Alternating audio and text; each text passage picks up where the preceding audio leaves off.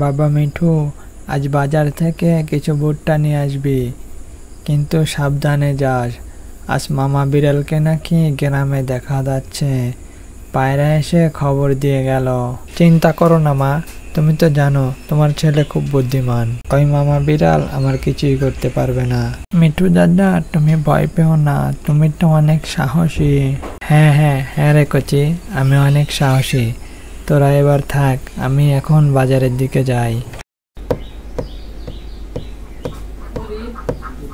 পালাও, মামা বিলাই চলে এসেছে। তোরা কোথায় পালাচ্ছিস? দাঁড়া, আমি আজকে তোদের খাবো না, আজকে খাবো ইঁদুরের মাংস। ওই দেখা যায় ইঁদুর বাড়ি, ওইটা ইঁদুরের গা, ওইখানেতে বাস করে অনেক ইঁদুরের ছা। একটা যদি পাই অমনে ধরে খাই। মা কচি, তুই এখানেই বসে থাক, আমি তোর জন্য খাবার নিয়ে আসি।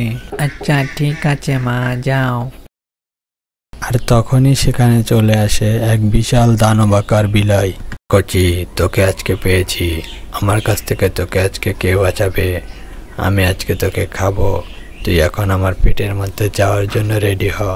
না না, তুমি আমাকে খেও না, মা বাঁচাও বাঁচাও, এই কালো বিলাই আমাকে খেয়ে ফেললো।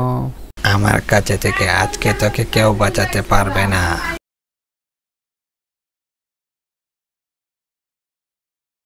কালো বিলাই কচিকে খেয়ে সেখান থেকে চলে যায়।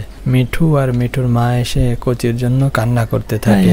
আমার কচির কি হলো? হায় হায়, আমার কচিকে কালো বিলাই খেয়ে ফেললো। কচি মা, তুমি চিন্তা করো না, আমি এর প্রতিশোধ নিয়েই ছাড়বো।